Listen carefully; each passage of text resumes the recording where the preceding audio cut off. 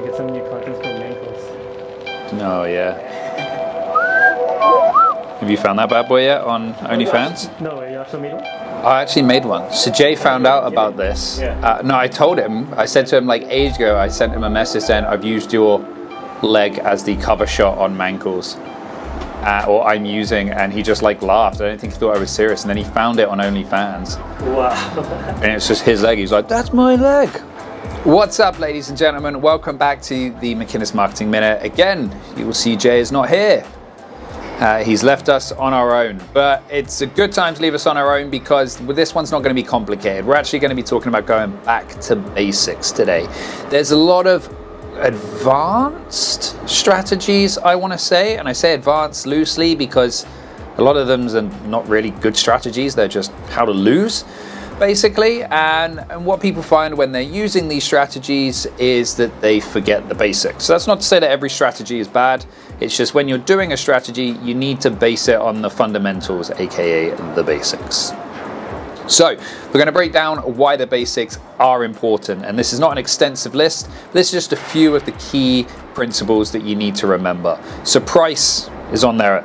Subjects, dates, actual comparables, pre-approvals, and then flexibility. Wow, can't count.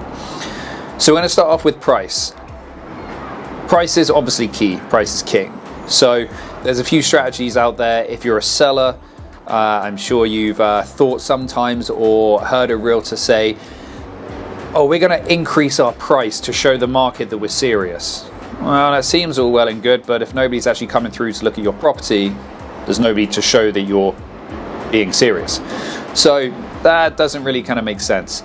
Along with on the buying side as well, especially in the market at the moment, if something's priced low and it goes for over ask, a lot of buyers are unhappy about that. Why would you price it so low? I'm going to give you your asking price. If you don't want that and you want more, price it higher.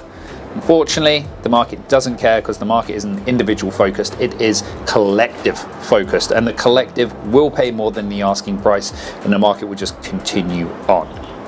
So those are the strategies that we see fail a lot. And why is that? Well, first and foremost, going back to the comparables of price. Price is set by comparables. So that's going to be what other properties that are similar have sold in and around your area, in your apartment building.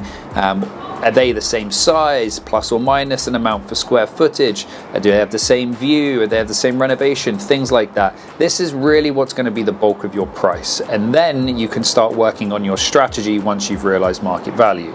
So if you do so, you realize market value of your house is 2.1 million. You can then make the decision, well, maybe we list at 1.9 million and we try and drive multiple offers to get 2.1 million or above. Not, oh, hey, it's worth 2.1 million, so let's list it at 2.1 million and we're going to sell it for 2.4 to 2.5 million. Lo and behold, that won't work. And when offer day comes around and you're sat there with no offers at the price you want and you're kind of flexing your brain trying to think why, that is why. So that's where we come down to on price. Next one is subjects. So this is more focused towards the buyers on this one. The subjects are, you're getting to the point now where you can put offers in on subjects. So you can put offers in with subjects.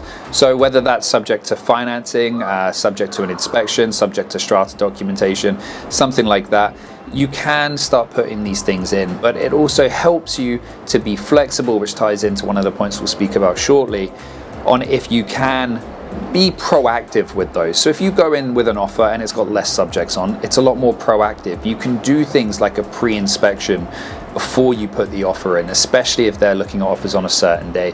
You can look at strata documentation over a night, and it means that you've already been through those steps and checked your safe level, and you're still able to put in an offer without those elements on there. And again, the less subjects you put on the offers, the more appealing it's going to be. The next one is dates.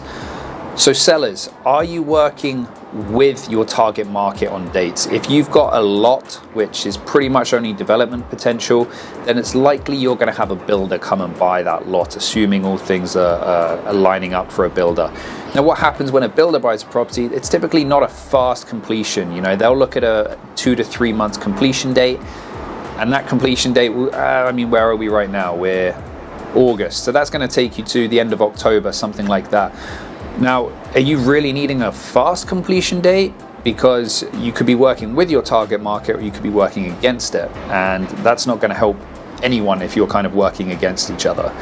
The second thing on the buyer side of things, dates. Can you be flexible? Some sellers require certain dates because they're moving into a different property for various different reasons. It could be a pre-sale, it could just be another one that they've bought and closed upon. By having that flexibility on dates and being able to accommodate them, you're actually putting your offer in a much better situation. And these things are things that really make a difference when it comes to the offers. Next thing is actual comparables. So Paul down the road sold his house and it sold for 2.1 million. Our house is much better than Paul's. So therefore we are obviously worth a couple of $100,000 more. Well, Paul is on a standard size lot. His house is actually 400 square feet bigger. It was built in 1995 and yours was built in 1906. He also has a legal suite downstairs. These are all tangible things that are actually going to come into effect when you're looking at pricing and things like that. Not just because you believe your home is better than Paul's. Don't allow your ego to price the home. Allow your realtor to price the home on tangible things. The other thing, I can't believe I'm even saying this because Jay and I have been going on about this for literally years now, is the pre-approval. Pre-approval is so important. There's nothing worse for you as a buyer going out looking at, say, a $1.5 million property and you want to do something with it and then your financing comes in and you can only afford to purchase a $600,000 home. That seems extremely drastic, but unfortunately it happens a lot more than you would think. It's not about if you can get pre-approved, it's usually about how much you can get pre-approved for. It's very different to just going onto RBC or TD and putting in something in their mortgage calculator and getting a calculation. It doesn't work like that. It takes into account multiple things. And then finally is the flexibility. So the flexibility to adjust your offer, to meet things like dates, to sign documents and get back to people quickly, to answer questions, just to be flexible when it comes to offering the negotiation process. It makes a huge difference.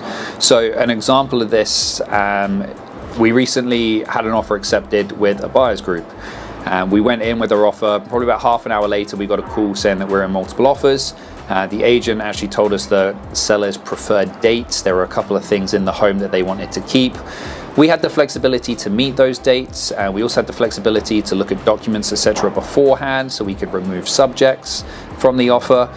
And we were in multiple offers, and we actually secured that home for about $40,000 under the asking price in multiples. Looking at it from the other perspective, that same group actually, we went in for an offer before that on a property. It had been on the market for about 3 months, and it was holding its price based upon a unit directly below them which sold. Now that unit also had a 300 square foot patio and an additional parking space, which the unit we were offering on did not. That person in their mind had those differences were only worth about $50,000. Well, the property's been on the market for 3 months at $50,000 less than what the other one sold, and it's going nowhere. When you put on to the cards that every other unit in that building has sold within a week of being on the market, and that one had been sitting for 3 months, the market is telling you that it's not worth as much as it's on the market for. Because of that flexibility, an agreement wasn't made, and then we moved obviously on to the next one, and they are just sat there looking at a home which is not selling, essentially. So that is extremely important, and I think that pretty much sums us up for this week. Again, it's a bit of a basic one. There's no ifs, ands or buts, no but what about this, no how about this. It's straight back to the basics. Make sure whenever you're looking at your strategy, buying or selling, moving forward, you're always basing it upon the fundamental principles that's discussed. Again, there are a lot more as well, but these are just some of the key points, and we will see you next week for the mortgage update, and maybe Jay will actually join us once every now and then. See you later, guys.